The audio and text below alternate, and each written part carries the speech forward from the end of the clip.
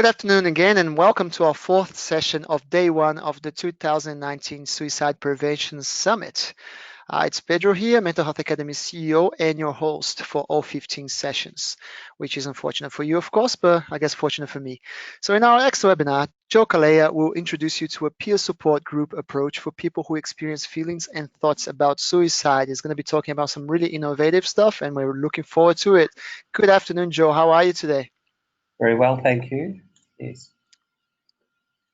It's great to have you here with us. We are very excited about your session coming up now. But before we get to that, let's introduce a little bit about you to our participants today. Joe Calleja is a social worker, life member of the Australian College of Social Work, and a graduate of the Australian Institute of Company Directors. He was CEO of Richmond Wellbeing, a leading non-government mental health agency in Western Australia, for 11 years until January 2016. Prior to that, he was a senior executive service of the WA Department of Justice, held the position of principal social worker in the Child Protection Agency, and held senior management and policy positions in child protection and family relationships agencies. For the past 3 years, Joe has undertaken private consultancy in the social services areas, focusing on mental health and suicide prevention. Joe, great stuff that you're doing. And is there anything else that you'd like to mention about yourself or some of the work you're currently doing that we didn't include in your bio? Only that I feel very privileged to be very actively involved in the suicide prevention area these days. It's relatively recent in terms of the level of activity, and I've met some significant people who have experienced thoughts and feelings and have learned a great deal from them, and I hope to be able to share some of that learning today. Fantastic, Joel. Thank you so much. Before we start with the session, let's really run through our quick housekeeping items, which are familiar to most of you, but some of you may be new. So the first thing is, you notice that you're muted. That means you cannot talk during the webinar. However, you can submit questions and comments in writing via the GoToWebinar control panel. We do encourage you to do that during the presentation and also after, when we will host our Q&A segment and interview Joe and try to throw as many questions at him as we can with time allowing. And secondly, this session is being recorded, and a link to access the recording, which is already available via the Summit Facebook group, but will also be emailed to you tonight. All the videos from today's presentations will be available already from later tonight, and we'll also email you a link to download all the handouts with the slides. And finally, the next tip I have is to enjoy the session and get the most out of you can from Joe in the next hour. Joe, thank you very much once again, and I'll be back in about 45 minutes so we can go through our Q&A. In the meantime, enjoy the presentation. Thank you, Pedro, and thank you to the Mental Health Academy for this opportunity.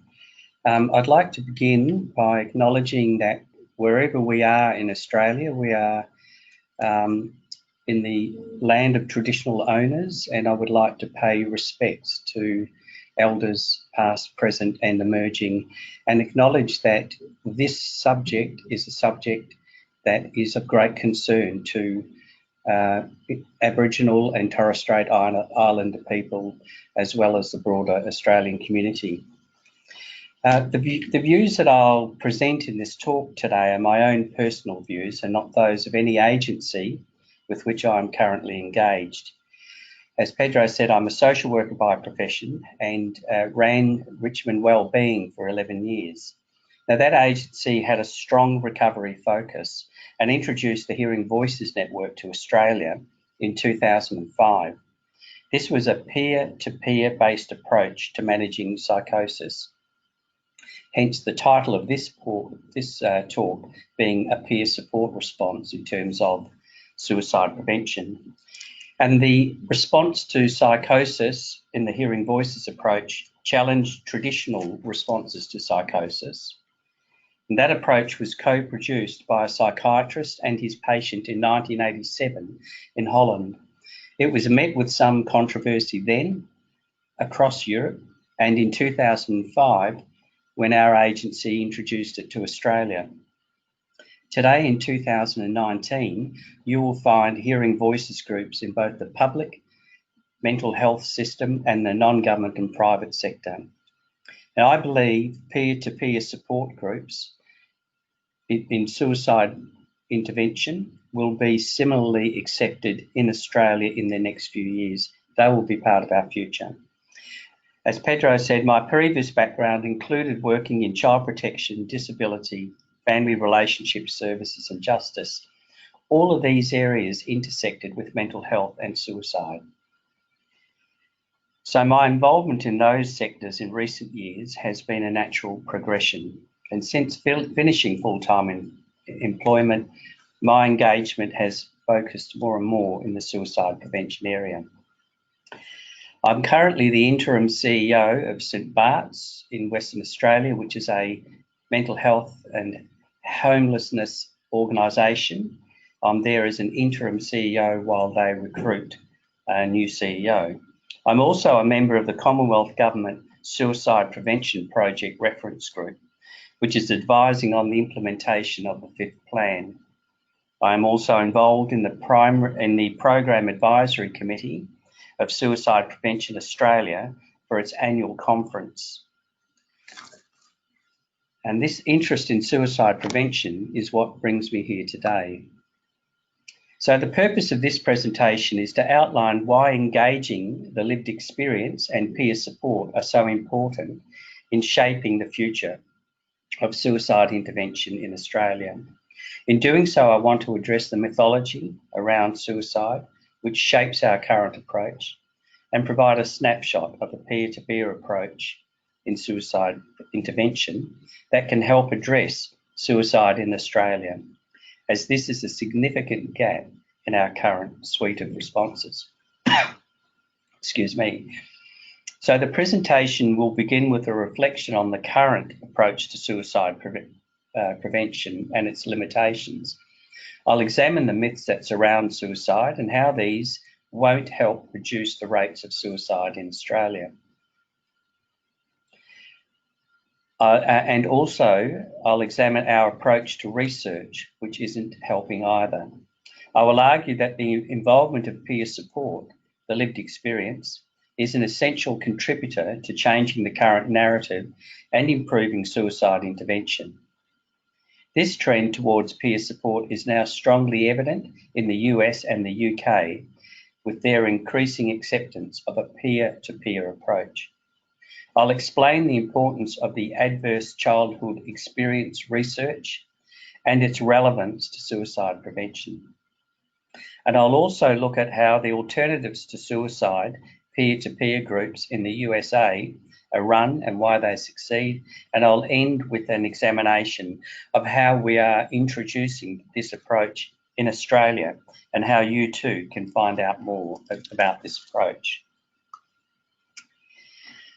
There is an increasing engagement of people with the lived experience of suicide in the suicide prevention sector in Australia. Roses in the Ocean is possibly the most well-known lived experience organisation in the suicide prevention sector in Australia, and it has its origins from a family perspective. Bronwyn Edwards is the founder and is also speaking during this summit, and I would encourage you to listen to her presentation. It's important to be clear what we mean by lived experience and peer support. Roses in the Ocean define lived experience as having experienced suicidal thoughts, survived a suicide attempt, cared for someone who has been suicidal, or been bereaved by suicide. Rose House in the US, and they're not connected to Roses in the Ocean, it's purely coincidental. They offer a definition of peer support, which refers to the role of a person with lived experience using that experience directly to support another person who is experiencing the same distress. So, having explained what a peer is, we need to then understand that peer-to-peer support is provided by peers without clinical intervention. So peer-to-peer support involves only peers, and this is what makes it contentious in Australia, as we will see when we later explore the myths of suicide and other issues. The current suicide prevention system assumes that professionals have all the key knowledge and expertise to respond to the issue of suicide. The key intervention in Australia is based on risk assessment. It's a diagnostic approach, and it's underpinned by a research approach which is also top-down. Very little funding and attention is paid to early intervention and prevention. There is also currently a very heavy emphasis on suicide prevention trial sites, which are primarily postvention. In recent times, governments have recognised the need to approach suicide prevention in a more systematic manner. So suicide prevention has therefore been recently included as a separate part of the 5th National Mental Health Plan, which is now called the 5th National Mental Health and Suicide Prevention Plan. Pardon me. The suicide prevention component has its own implementation strategy being formulated at this point. There is in fact a consultation paper that was released this week for the community to help guide further responses to suicide prevention, and I urge you to become engaged in that consultation process. The current debate around the response to suicide prevention in Australia is now also beginning to recognise that social factors such as poverty, housing, employment, and other factors need to be considered in the formulation of a suicide prevention strategy. That awareness is long overdue. Although there are many criticisms that can be made of our current system, this should not prevent us from recognising there is also good work being undertaken by many individuals and organisations, working together to respond to the distress being experienced by thousands of individuals each year. However, it is time to change some of the approaches if we want to reduce the rate of suicide in Australia. The rate of suicide is not reducing in spite of the significant funding and effort of many people and organisations. Each year, for many decades, governments have invested hundreds of millions of dollars into suicide prevention, and the rates continue to increase. If this level of expenditure occurred in the private enterprise, with this result, a corporation would begin to question its return on investment and decide something needs to change. So let's look at some of the areas that could be changed in the current approach. Firstly, we need to change how we respond to a person's experience of distress. We need to change the narrative from doing to doing with people with a lived experience. This is where the peer support and the peer-to-peer approach can play an important role. It can complement current professional and diagnostic approaches, which completely dominate the current system. Our system views suicide as being the problem. For people in deep distress, suicide may become the solution, not the problem.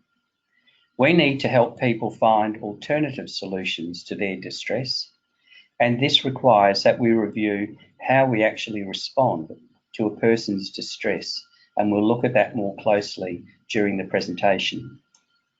Secondly, we need to review how we define evidence. The current system is predicated on a narrow definition of what constitutes evidence, one which does not place much focus on learning from the lived experience. To achieve change, we need to review what we mean by evidence. Research that doesn't capture the variety of populations with lived experience excludes those voices of lived experience. This means that the current evidence that informs policy and services, which is claimed to be evidence-based, actually excludes the evidence that is held by people's lived experience. There is a reliance on highly prescriptive university and other institutional guidelines, which actually minimise distress and exclude the voices of the people we're trying to assist. Their experience becomes objectified rather than real, hence the emergence of a plethora of risk assessment and diagnostic tools. Innovation and qualitative approaches need to be an integral part of future research and program service delivery. And research needs to be co-produced to capture the richness and depth of learning that is evidenced in the peer approach and the experience of others with the lived experience. Thirdly, the professions need to re-examine their role. It is a fact that the professions as we know them all have their origins in the lived experience across society. Professions have forgotten this and now tell people with the lived experience what they should think, feel and do rather than understand what is driving their distress. It was the curiosity of the human mind that enabled the emergence of professions in response to trying to find solutions to the problems of human experience. However, these professions and other groups seem now to have taken control instead of recognising the real learning begins with the individual experience. There is no suicide intervention sector without people who have the lived experience. They are the only reason there are researchers, service providers and policymakers in this sector. So it makes sense that the professions reconsider their approach to engagement with lived experience and to begin more genuinely co-producing activities with the lived experience in the suicide prevention sector. Fourthly, we need to recognise the important role of the lived experience, particularly in the form of peer support. The lived experience needs to be the foundation stone of any intervention and research, and genuinely working together is the key. No longer can the lived experience be considered to be an add-on, nor should peer support be considered to be a lesser approach in responding to suicide. As Winston Churchill once said, professionals need to be on tap, not on top. Without a doubt, our suicide prevention system currently places professionals on top in every respect. There are some changes occurring in our suicide prevention system. Peers and the lived experience overall are gradually being included in services and research. However, this is a slow and uneven and even a bit confused in its process. For example, many organisations are now including lived experience networks, but often their role is incidental rather than central to decision making in those organisations. Even in Suicide Prevention Australia, the peak body for the suicide prevention sector, a person with a lived experience can be an associate member of Suicide Prevention Australia and even nominate for their board. However, they're not allowed to vote in elections. They can't even vote for themselves. So SPA is doing some great work and now has the opportunity to demonstrate leadership in the sector by engaging more fully with lived experience, by changing its rules around that issue at least, and perhaps also considering quarantining 2 or more places on the board for lived experience representation. I mentioned earlier the link to more closely relate research with the lived experience. I want to spend some time looking at research which draws strong links between early trauma and distress in later life. I believe this research helps us understand why concentrating on risk assessment and diagnosis in suicide, rather than understanding what happens to people in their lives, is not helping. It's not helping our current suicide prevention interventions. In 1980s, Vincent Felitti created a clinic for chronically obese patients at Kaiser Permanente Hospital in San Diego. He noticed a very high dropout rate, almost exclusively limited to people who were losing weight successfully. In his review of one patient who had lost significant weight and then put it back on, he was told that the heightened interest in her by men after her weight loss triggered her action in putting weight back on, as she had a history of sexual abuse. Further exploration with other patients revealed they were using obesity as a solution to deeper problems. Along with others, Felitti led subsequent ACE studies Adverse childhood experiences are common. Across a population of approximately 17,000 health maintenance organisation members from Southern California, receiving physical examinations, completed confidential surveys regarding their childhood experiences and their current health status and behaviour. Almost 2/3 of study participants reported at least one adverse childhood experience out of the 10 queried. And the measures used were physical abuse, sexual abuse, emotional abuse, physical or emotional neglect, exposure to domestic violence, household substance abuse, household mental illness, parental separation or divorce, and incarceration of a household member. The ACE score, a sum total of different categories of ACEs reported by participants, is used to assess cumulative childhood stress. As the number of ACEs increases, so does the risk for a range of issues later in life. And there is a long list of issues or consequences in later life, but here are some of them: alcoholism and alcohol abuse, depression, health-related quality of life, risk for intimate partner violence, risk for sexual violence, and finally, suicide attempts. Understanding a person's lived experience involves understanding and listening to their level of distress. This is the basis of peer-to-peer basis of suicide intervention. This is what the ACEs study is telling us. You can see from this slide that the score of 4 or more ACE indicators showed a person is 1,200% more likely to make an attempt to end their life than a person with less than 4 indicators. As I outlined earlier, our suicide prevention system is largely predicated on what professionals think is the best. I'm not suggesting that we throw the baby out with the bathwater, but I am suggesting we need to more deeply examine the basis of why we are doing what we are doing, and as professionals ask ourselves, what is it that we need to do differently? The ACEs study sends clear messages about the need to understand how a person's experience might impact their later life. I think this might also lead us to review some of the myths that surround suicide that we as professionals seem to accept as true. So I want to explore with you some of the myths that underpin our current approach to suicide prevention. In doing so, I draw on the work of the Western Massachusetts Recovery Learning Community in the US, whose work in peer-to-peer suicide intervention will be explained later. Myth 1, talking about suicide is a bad idea. How often have we avoided this subject when talking to people in distress? How often have we discouraged those in distress talking to others with similar feelings, arguing that such contact might only encourage people to swap ideas about suicide?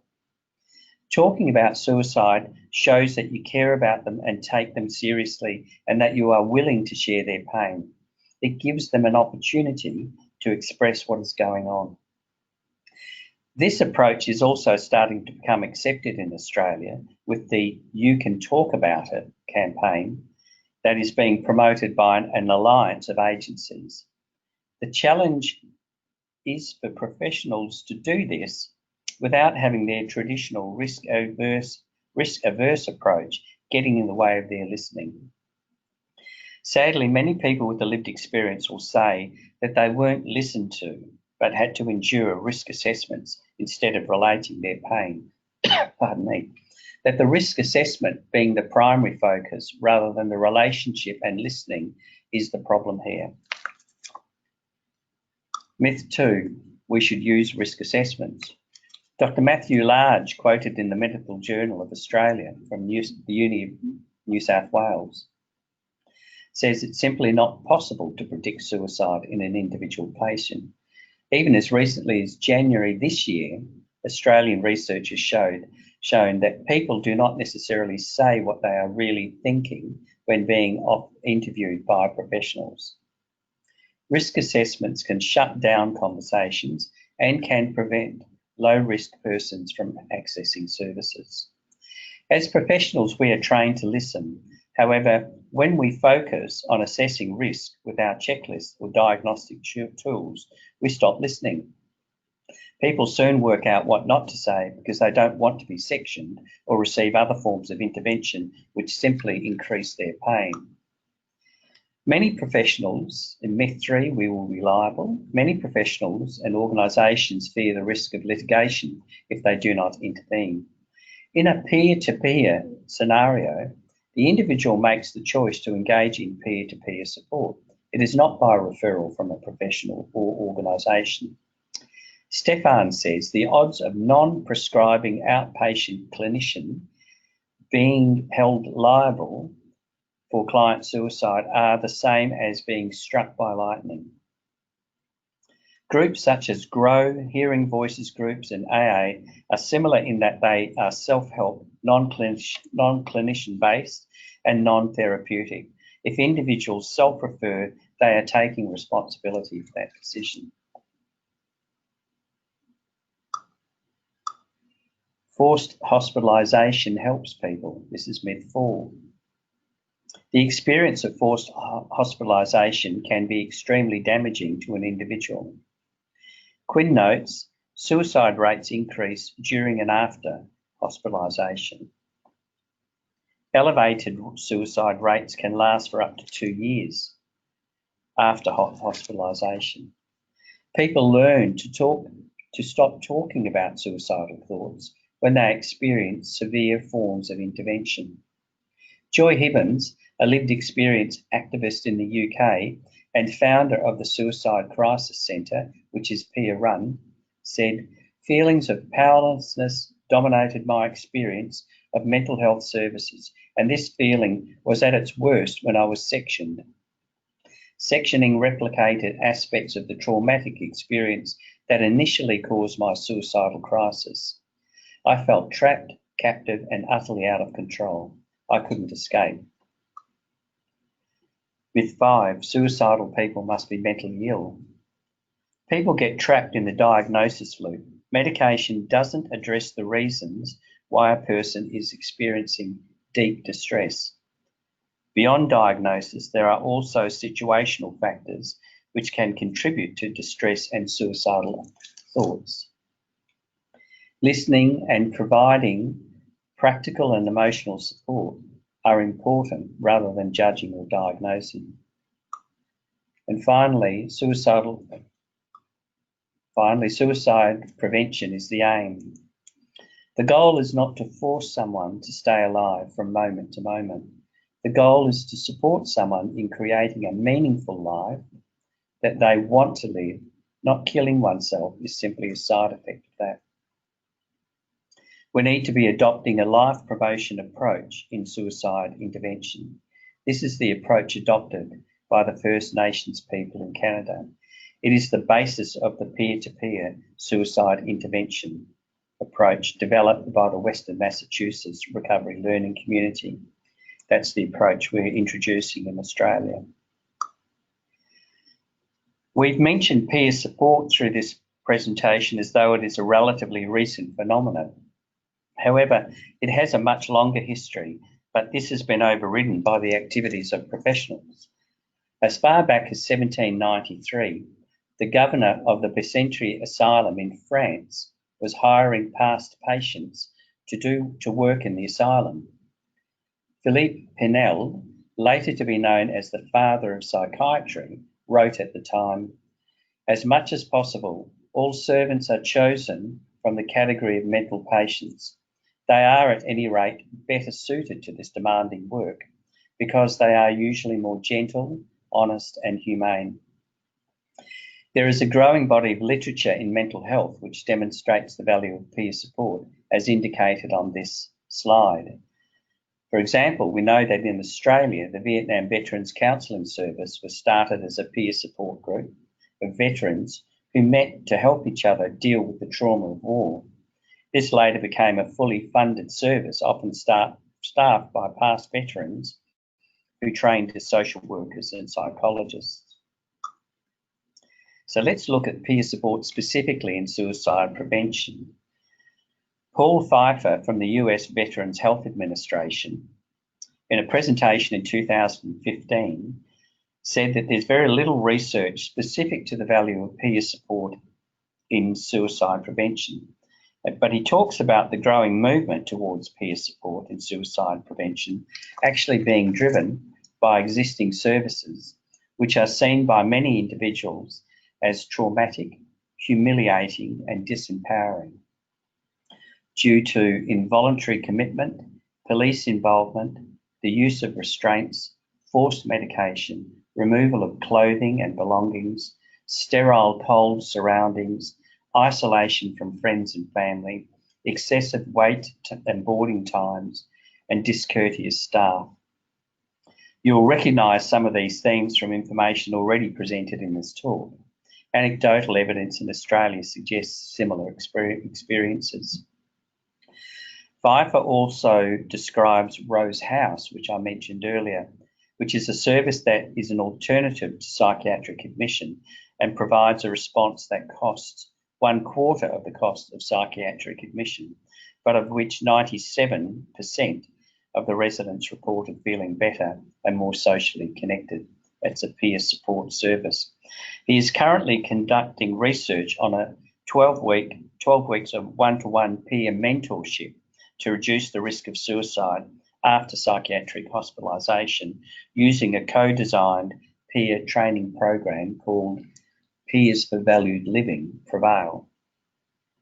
Initial research published in November of last year were highly positive regarding peer specialists' ability to relate, listen and advise and to provide support specifically during discussions about suicide. Findings demonstrate that a peer support specialist in suicide prevention intervention is feasible and acceptable for patients at high risk for suicide. In 2015 also, Leah Harris, a trauma-informed care specialist from the National Association of State Mental Health Program Directors in the US, described the value of peer-to-peer support in zero suicide and peer support, zero suicide being a well-established approach in the US. Peer-to-peer support is an evidence-based practice, she says, promotes crucial protective factors such as connectedness and hope, promotes recovery and resilience, promotes choice and voice in treatment, and challenges negative stereotypes. We've seen from the direction in the USA and Britain and the beginnings of it here in Australia that lived experience is informing the approach to suicide prevention. In particular, the growing influence of peer support is starting to reshape some approaches in the US and UK. However, in spite of the growing influence of peer support, there is still a gap in Australia. The presence of peer support in Australia is still influenced primarily by the decisions of professionals. The gap in Australia lies in the lack of genuine peer-to-peer activities. That is, genuine self-help groups that are run only by peers. This is the gap which, when filled, will help reshape our suicide prevention sector and which will add value to the current approach in Australia. It will also contribute to the overall strengthening of the lived experience voice in Australia. This approach offers one of several emerging clinical alternatives that are being explored in Australia, but is the only one that does not ultimately have clinicians as the final determiner of how or when to intervene. The peer-to-peer approach rests on listening, supporting, helping to solve, rather than assessing it, and it recognises what Schneidman described as psychache. Dubbed the father of suicidology, he said, "As I near the end of my career in suicidology, I think I can now say what has been on my mind in as few as 5 words. Suicide is caused by psychache. Psychache refers to the hurt, anguish, soreness, aching, psychological pain in the psyche, in the mind. It is intrinsically psychological, the pain of excessively felt shame or guilt or humiliation or whatever. When it occurs, its reality is introspectively undeniable. Suicide occurs when the psychache is deemed by that person to be unbearable. This means that suicide also has to do with different individual thresholds for enduring psychological pain. He wrote that in 1985. He says, our best route to understanding suicide is directly through the study of human emotions described in plain English in the words of the suicidal person. Schneidman presents a bold and simple premise. The main cause of suicide is psychological pain or psychache. Thus, the key to preventing suicide is not so much the study of the structure of the brain or the study of social statistics, as in the DSM-4/5, which has no scientific basis, or the study of mental diseases, as it is the direct study of human emotions to treat a suicidal individual. We need to identify, address, and reduce the individual's psychache. Reflecting on his words, I am left wondering how we as professionals have managed to create a system that appears to have blurred the focus on the actual pain being experienced, instead of developing assessments and interventions which actually distract us from recognising that pain. And that brings us to exploring the peer-to-peer approach that is growing in the USA called Alternatives to Suicide Peer Support Group. The Alternatives to Suicide approach gives voice to the lived experience of suicide. It is a peer-to-peer support group comprised of people who have attempted to take their life or who have thoughts about suicide. This peer support approach has its origins in the Hearing Voices approach I outlined at the beginning of this talk. The Alternatives to Suicide Peer Support Group provides a safe place for people to talk about their feelings and experiences in a safe, non-judgmental setting with the support of 2 trained facilitators who also have a lived experience. No clinicians are involved. It provides an opportunity for individuals to share with others in a way that does not involve risk assessment or intervention. Instead, having others simply listening to their distress and walking alongside them.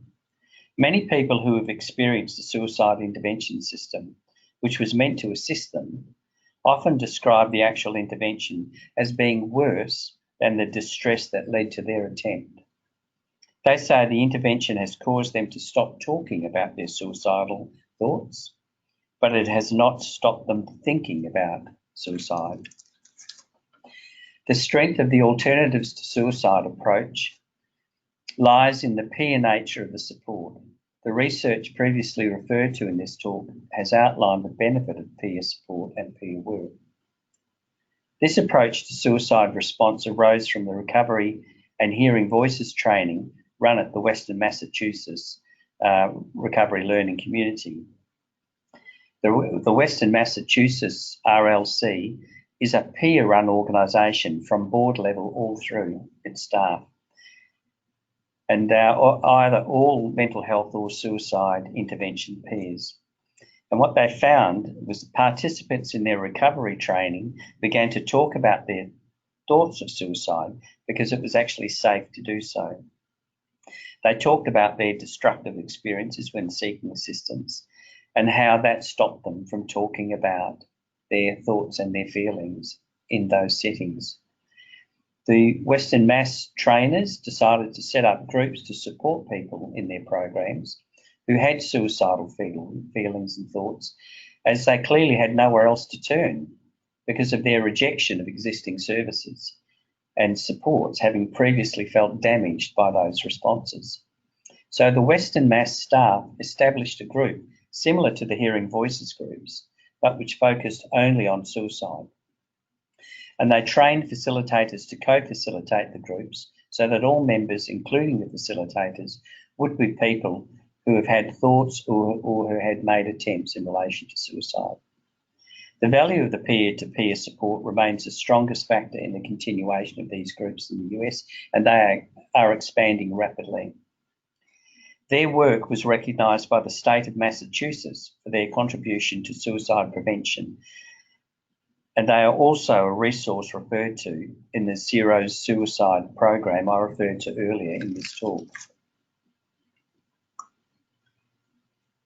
So as I said, the Western Mass developed alternatives to suicide approach because the opportunity to talk openly about suicide and feelings of deep emotional distress with others who have or are experiencing similar struggles can be a powerful way to support people to move through those darkest places. It is the very response the current system in Australia does not encourage. During groups, people share their successes and their challenges, provide support for one another, and strategise and share ideas for coping with difficult life circumstances. People are encouraged to come both in times of strength and challenge. Individuals need not identify as being in crisis in order to attend. People are supported by staying in the dialogue, asking why do they want to end their life? Why don't they want to end their life? What stops them? The engagement in groups enables people to connect with a person in distress. They validate the experience of pain and distress. That sounds really hard. I can see why you feel that way. They enable others to be curious and explore. How long have you felt that way? What gives your life meaning? What keeps you going?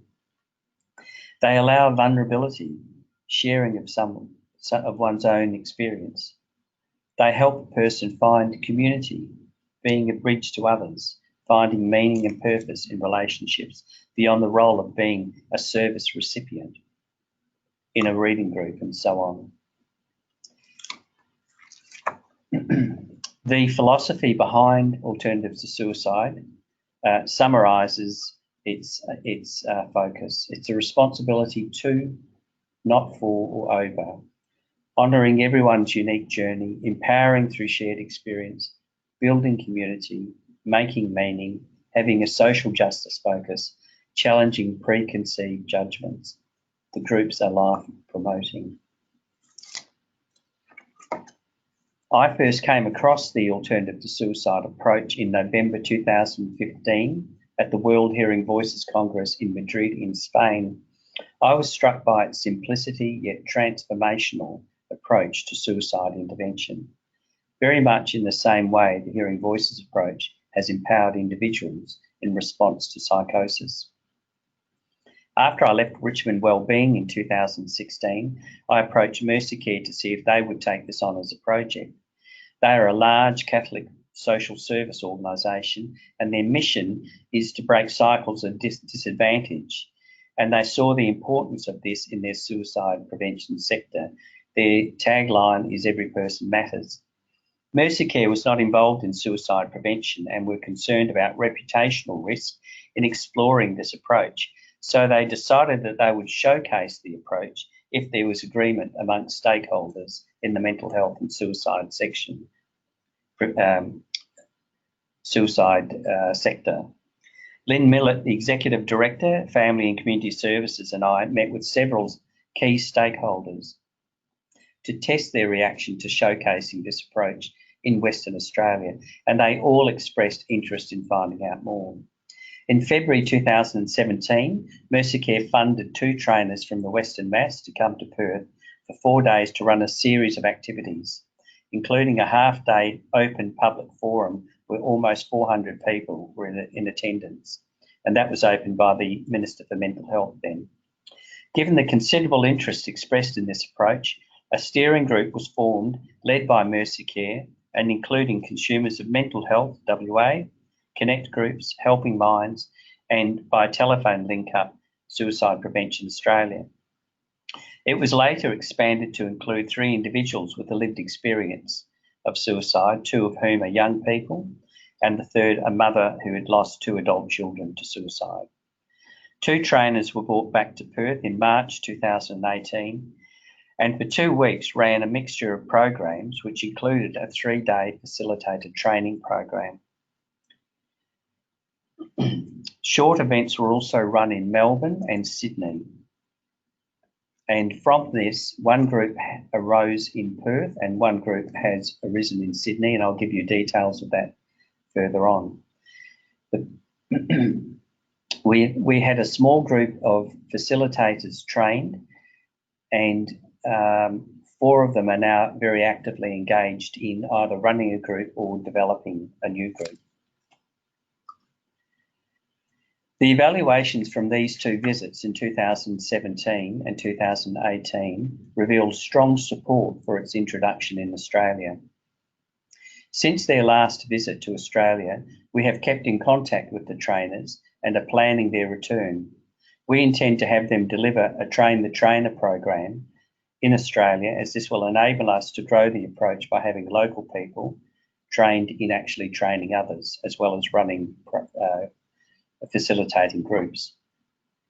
We have obtained the support of the City Rotary Club of Perth, which has adopted this approach as one of its projects. We are in discussions with Lotterywest for funding some of our activities on a peer workforce growth program, including possibly hosting a conference on this approach. Connect Groups, which is an umbrella body for a range of peer support groups across the broad health sector, has offered to provide some supervision and support for facilitators. Connect Groups has also provided a small grant to assist with early evaluation that is co-produced. Mercycare and Helping Minds are going to combine their resources to strengthen the leadership role for the steering group. There are 2 additional groups emerging in Perth, which means that the evaluation that we're going to undertake may be able to be conducted across 3 groups and to be developed as evidence that could be accepted within the broader system. The peer-to-peer support is complementary but also fundamentally different from existing responses to suicide intervention. We believe this can help transform the suicide prevention system in Australia.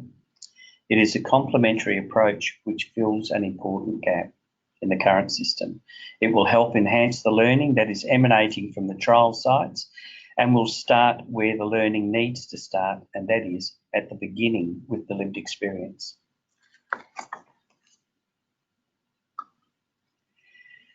As I mentioned earlier, there are 2 groups in operation, the discharge, and I left the D off the end of discharge there, but discharged group means deserving of inclusion, support, community, hope, authenticity, respect, growth, empathy and determination. And that is run by Transfolk in Perth, has been running since May 2018 and only targeted at that particular population.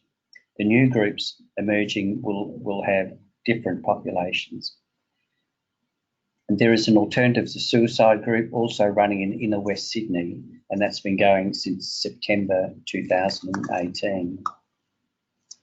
The Mercycare website listed here contains the 2 video recordings of presentations made by trainers in February in 2017 in Perth.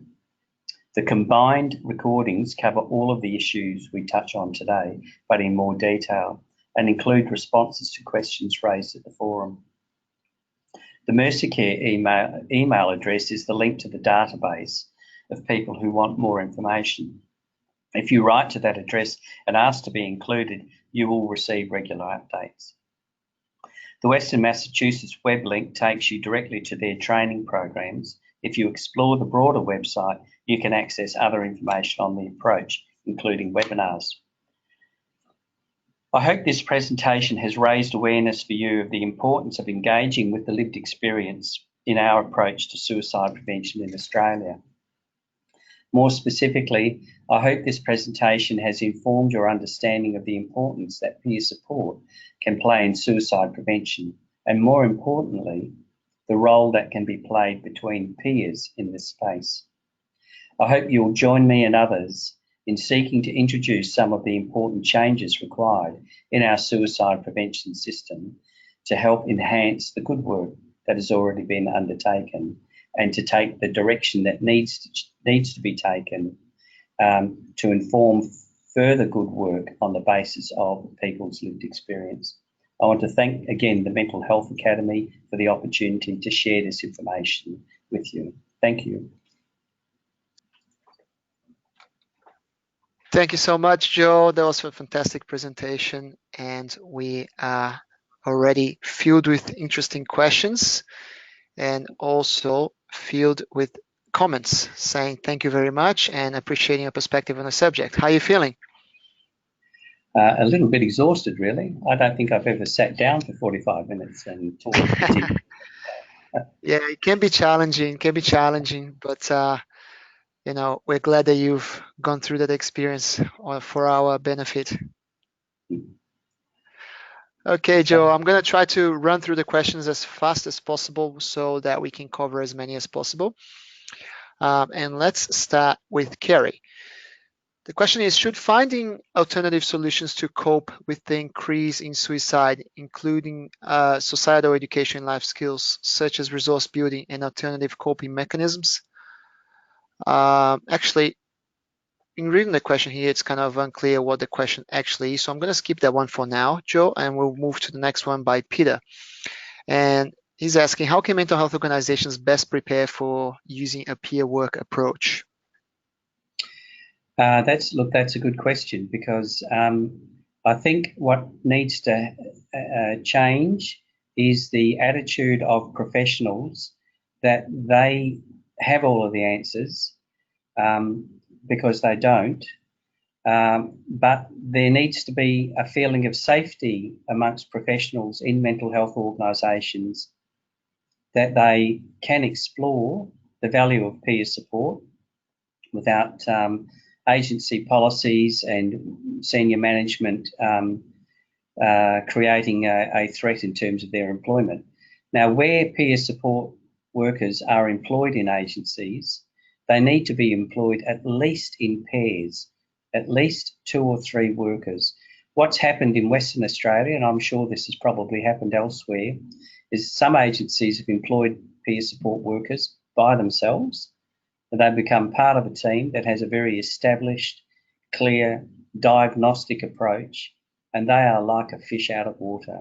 So the agencies need to really take on board that the voice of the lived experience, the role of the peer support worker is an equal role and does require some cultural and attitudinal shifts. I don't know if that answers the question, but there's plenty of work to be done. Thanks, Joe. Going back to Kerry's question, so let me rephrase that in a slower manner. So the question is whether should finding alternative solutions to cope with the increase in suicide include societal education and life skills? And an example she gives us, such as resource building and alternative coping mechanisms, being that so many interventions are focused on extrinsic rather than intrinsic help. So what are your thoughts on that? Yes, well, again, that's a very thoughtful question because really what goes to the heart of that question is when we are listening to a person in distress, we listen to what it is that's triggering that distress, what their needs are. Sometimes that can be very simple practical support that's never been provided before. Sometimes, often it's related to trauma. But it can be a mixture of things. It doesn't always, in fact, it's rarely ever going to be dealt with by medication. So yes, there are a range of alternative solutions that can be explored, but they all need to go back to understanding and listening to what the individual's saying and what they're saying they need. Thanks, Joe. Madeleine is asking, what are your thoughts on possible negative effects on peers in a group setting? For example, adding to their negative thoughts or getting ideas for harm, as some research suggests. Look, again, that goes to the heart of the controversy in inverted commas around having peers meet without clinicians being involved. I'm advised by the Western Mass trainers that in the 10 or so years that they have been running alternatives to suicide groups, either that they've been running or that they know have been run elsewhere in the US. We're talking 10 years now. They only know of one person who took their life. who had been part of groups. That person was a mental health professional who had moved from a town where she was attending alternatives to suicide groups to an employment location where no groups existed. And she eventually took her life because she could not cope with her perception of the shame that would be associated being a mental health professional having those thoughts. So that indicates that it's not so much that the groups themselves might provide that opportunity or create that risk. The risk is actually greater outside of the groups than it is within the groups. Thanks, Joe. I guess if you think logically, there's a point in saying that if someone is willing to join a group that is discussing that topic, is because they are seeking help, not seeking reasons for actually going through with suicidal thoughts. That's right. That's very true. That they self-refer into those groups. They're actually looking for a way forward. It's which would be very greater for you. Sorry. Yeah, no, which would be very different from, for example, getting patients that are at a high risk of suicide and just throwing them in a group forcibly, as opposed to a peer network like this, that it's more of a self-seeking support system. Would you agree with that? If they're in a group that's not peer run, that it's a different sort of group, then you never quite know what the dynamics in that group are going to be. In a peer support group, the dynamics are about peers using their understanding and experience to help others in the same space. Now, just let me make one comment about hospitals. We talked about forced hospitalisation. There are times when people choose to go to hospital because they feel unsafe or they've been taken there by family members. They're not forcibly detained, but they are then told they need to leave. And there has been coronial inquiry after coronial inquiry where some people have actually begged to stay in the hospital because they felt so unsafe with the feelings that they were having, but they were told that they needed the hospital bed. And what sort of distorted cognition do health administrators have when they place a hospital bed as a higher priority than a person's life? Because there have been many occasions where people, having been discharged from hospital against their wishes, then took their life. So, it is a complex area, and the system actually does create some problems which it can fix, but it creates those problems because it is very diagnostically based and not really well informed from the lived experience perspective. Thank you, Joe. Kara is asking, she's saying, I would be really interested to know your thoughts on peer support within the context of online forums such as Beyond Blue. There seems to be, there definitely does seem to be value in the online forums. I'm not entirely familiar with Beyond Blues, but all of these forums will have moderators. As a general rule, and I'm drawing this on the mental health perspective rather than suicide prevention specifically, many people with mental health problems actually find that they can relate better in seeking assistance and help through social media, through the internet and so on. So I think that there's definitely a role to play in online forums, and there are more and more emerging. Thanks, Joe. I've got a quadruple question here from Judith, so I'm gonna go one by one so you don't get too lost. Actually, I'll go the first two at the same time and then move to the other one. So firstly, she's asking, how can we ensure that peer-to-peer services remain peer-led and true to their peer philosophy without becoming co-opted by organizations and clinicians? At the same time, how do we support those peers running these sort of peer groups and holding space for people struggling with suicidal ideation without resorting to generic self-care plans or currently ineffective risk assessments?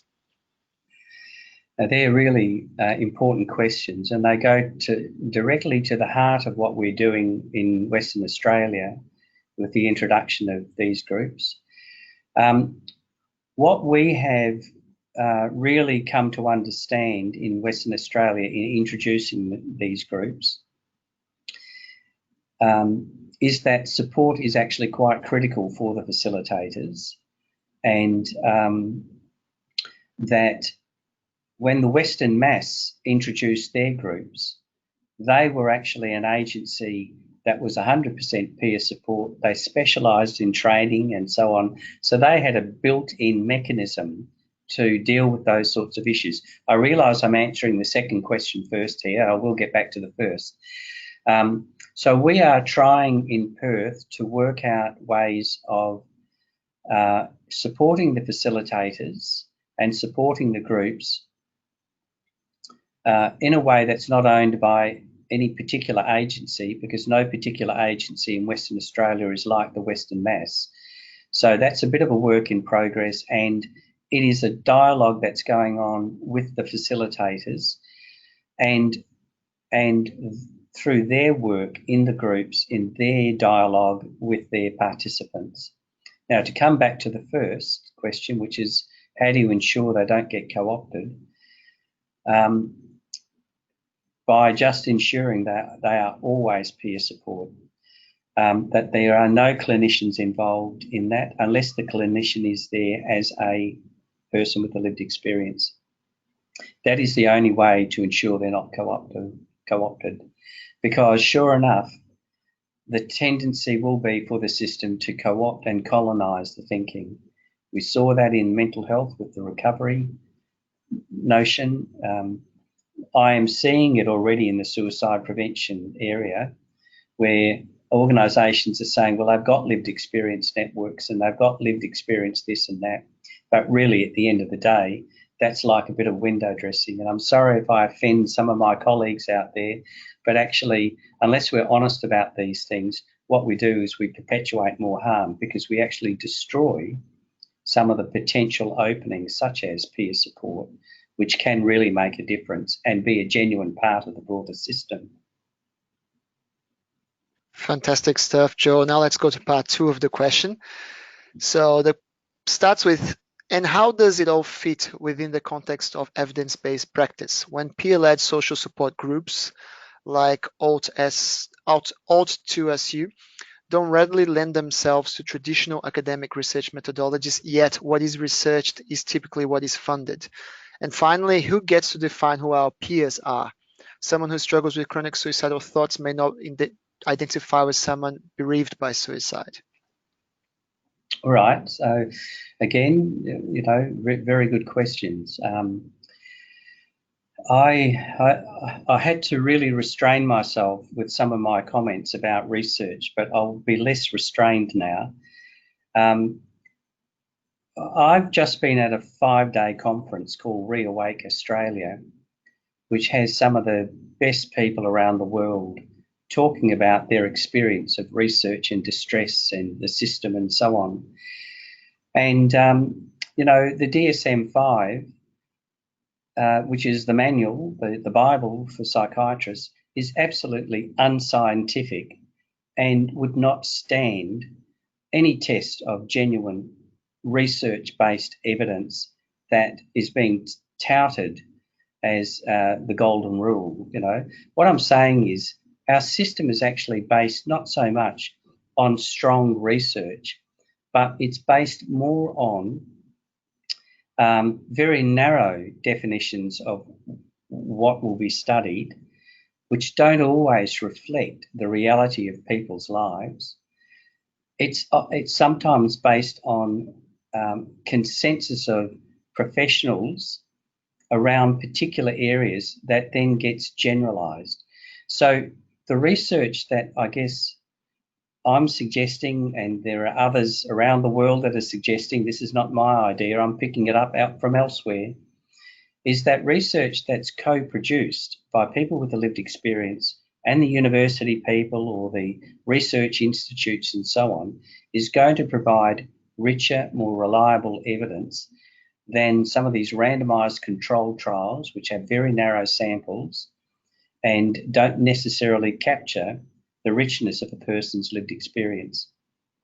So I'm not, the research definition has to change. How can we say that the research that's gone on in suicide prevention has been effective when the rates have increased every year? Now, I'm not wanting to criticise the researchers' professionalism. These are competent, intelligent, brave people in terms of their approach.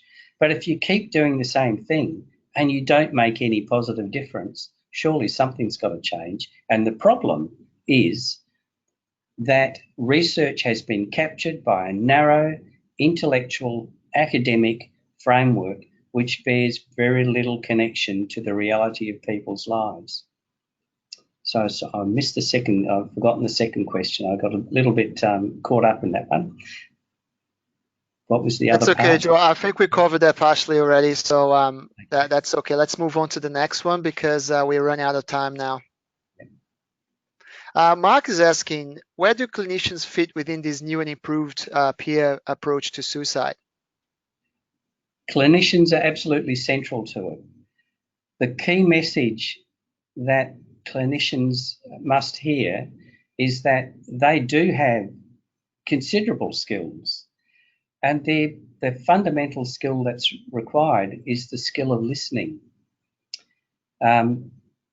engaging, connecting with the person in distress and their distress. They are an amazing resource, providing that they actually do listen and connect with the individual. What happens is the checklist or the risk assessment becomes the mechanism rather than something that's part of the relationship that a clinician can have with a peer or with a person with a lived experience. So I'm not saying there's no role. All I'm saying is it's time to take stock and look at how some things can be done differently. Thanks, Joe. Erica's asking, with the peer program, has there been any issues of confidentiality? When I worked with peer workers in the AOD sector, we had concerns about these, and subsequently so did clients, and it affected engagement. I think agencies need to develop clear, good policies and good supervision and good support. These are not problems, it's a very important question. These are not problems that are going to ever disappear. This is about how you work with people, how you manage processes. What I'm specifically talking about in this talk is really the peer-to-peer self-help group. And that's not going to be a group that they are not individuals that are going to go out and talk to other people about what's happened in their group, because the group is about the group's individual needs rather than connection with an agency. But the point that's raised is an important one, and organisations do need to have good processes in place. Thank you, Joe. Hung is asking, recent meta-analysis suggests that psychiatric hospitalization is a strong predictor of post-discharge suicide. This could be misconstrued that hospitals cause suicides. Has there been any research or evidence of an inpatient and or community peer support program in reducing suicide rates after hospital discharge? The intervention of peers in suicide, in the suicide sector in post-hospitalisation is very new.